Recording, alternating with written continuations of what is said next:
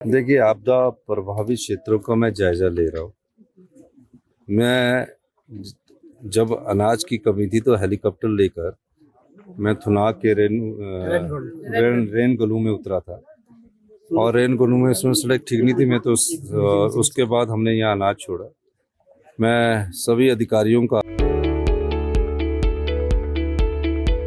हिमाचल में महिला सशक्तिकरण केवल एक नारा ही नहीं बल्कि एक वास्तविकता है और मुख्यमंत्री ठाकुर सुखविंदर सिंह सुक्खू ने इस वास्तविकता को साकार किया है। महिलाओं के स्वावलंबन और आत्मसम्मान का प्रतीक बन चुकी इंदिरा गांधी प्यारी बहना सुख सम्मान निधि योजना से चरणबद्ध तरीके से महिलाओं को लाभान्वित किया जा रहा है। घरेलू कामकाजी महिलाओं को 1 जून 2025 से इस योजना का लाभ दिया जाएगा। इसके साथ विधवा महिलाओं की बेटियां भी इस योजना के तहत इसका लाभ पाने के लिए पात्र होंगी। इंदिरा गांधी प्यारी बहना सुख सम्मान निधि योजना के तहत मुख्यमंत्री श्री सुखविंदर सुक्खू जी ने आज हमें 3 महीने के 4500 रुपए पहली किस्त दी है। उसके लिए हम उनका तहे दिल से धन्यवाद करते हैं। प्रदेश की महिलाएं स्वयं सहायता समूह के माध्यम से स्वावलंबन से सफल मिसाल पेश कर रही हैं। सरकार हिमईरा वेबसाइट से स्वयं सहायता समूह द्वारा निर्मित उत्पादों को देश भर में बाजार उपलब्ध करवा रही है। फूड वैन का संचालन कर रही महिलाएं सशक्तिकरण की नई मिसाल पेश कर रही हैं। और जो हमारे उप मुख्यमंत्री पीडब्ल्यूडी मिनिस्टर जो उन्होंने समय पर आकर यहाँ सारी योजनाओं का जायजा लिया था, और मैं प्रशासनिक अधिकारियों का भी धन्यवाद करना चाहता हूँ कि सरकार ने बहुत अच्छा इंतजाम किया है। आप रिलीफ कैंपों में रहने वाले लोगों से पूछ सकते हैं, जो सरकार की तरफ से जो सुविधा है वो उपलब्ध करवाई गई है और यहाँ किसी प्रकार की कमी नहीं है। लेकिन सोशल मीडिया के माध्यम से ऐसा प्रस्तुत किया जा रहा है जैसे कि कुछ नहीं हो रहा है। ये सड़कें इतनी खुली है, आज भी 50 जेसीबी लगी है और उससे पहले 100 जेसीबी लगी थी। सड़कें खुलवा कर ही हम आगे बढ़ सकते थे। आज जो हम पर सवाल उठाते हैं उनसे ये पूछना चाहिए, अगर ये सड़कें नहीं खुली होती तो वो कैसे आगे जाते। ये सवाल पैदा होता है। महज सोशल मीडिया में राजनीति चमकानी है तो वो तो भारतीय जनता पार्टी से सीखो। हमें ना सोशल मीडिया में राजनीति करनी है, हम तो सिर्फ जनता की सेवा करना चाहते हैं। 2023-24 में भी सेवा की है और आज भी जनता की सेवा के लिए हम आए हैं। इससे पहले मैंने उप मुख्यमंत्री मुकेश अग्निहोत्री जी को भेजा।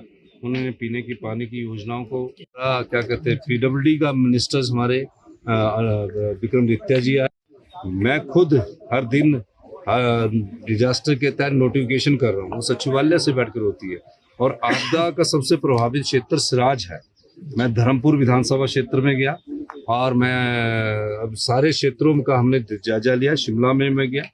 मैं ये कहना चाहता हूँ कि इस समय हमें राजनीति चमकाने का समय नहीं है। मुझसे जयराम ठाकुर जी रोज बात कर रहे हैं। उन्होंने कहा कि मैं जंजाली क्षेत्र का दौरा करना चाहता हूँ। हेलीकॉप्टर की सुविधा अगर है तो एयरफोर्स का हेलीकॉप्टर सरकार ने मंगवाया और हमने उनका बोला आपका विधानसभा क्षेत्र आप जाइए। वो घूम रहे, अच्छी बात है। लेकिन मैं देख रहा हूँ कि राजनीतिक रोटियां सेकने के लिए कई बार हम जोर से ज़्यादा सोशल मीडिया का प्रयोग करके अपनी राजनीतिक रोटियां सेकते हैं। इस प्रकार की बातों से दूर रहना चाहिए। इस समय आपदा प्रभावित परिवारों के साथ खड़ा होना हिमाचल प्रदेश का दायित्व है। और ये भी आ रहा है कि कई जगह से सामान भेजा है, यहाँ सामान की जरूरत ही नहीं है, कपड़ों की जरूरत नहीं है। कई सोशल मीडिया में लिख रहे कि ये इस चीज़ की कमी, ये भी जरूरत नहीं है। इन पे जिनके घर गए उनको जरूरत नहीं है। ये जो सोशल मीडिया में लिखने वाले, मुझे लगता है उन्हें ज़्यादा जरूरत लग रही है। कई किस प्रकार की बातें, किसी प्रकार की कोई जरूरत नहीं है। अगर किसी ने आपदा राहत में सहायता करनी है, डिप्टी कमिश्नर से बात कीजिए।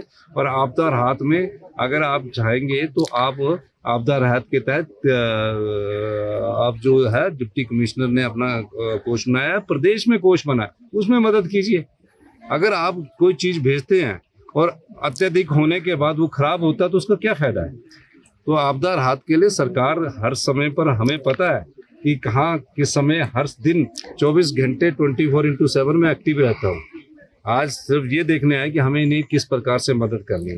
और सबसे बड़ी मदद भारतीय जनता पार्टी के संसद सदस्यों से ये होगी कि अगर वो जो वन भूमि है, हमें हमारी सरकार को ये अनुमति दे देते हैं कि जो बेचारे जिनके घर आपदा प्रभावित परिवारों में बह गए हैं टूट गए हैं, उनके पास जगह नहीं बची है, तो सरकार उनको वन भूमि उपलब्ध करवाने पर भी विचार कर सकती है। लेकिन वो हमारे अधिकार क्षेत्र में नहीं है, क्योंकि प्रदेश की 100% भूमि में से 68% भूमि वन भूमि है।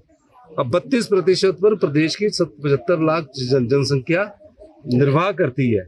अब जब जिसकी जमीन चली गई और वो उस नाले के किनारे तो घर नहीं बनाएगा, हम तो वो केंद्र सरकार के वन अधिनियम के तहत है, तो उसमें स्पेशल छूट देनी पड़ेगी कि नाले नदी किनारों से जब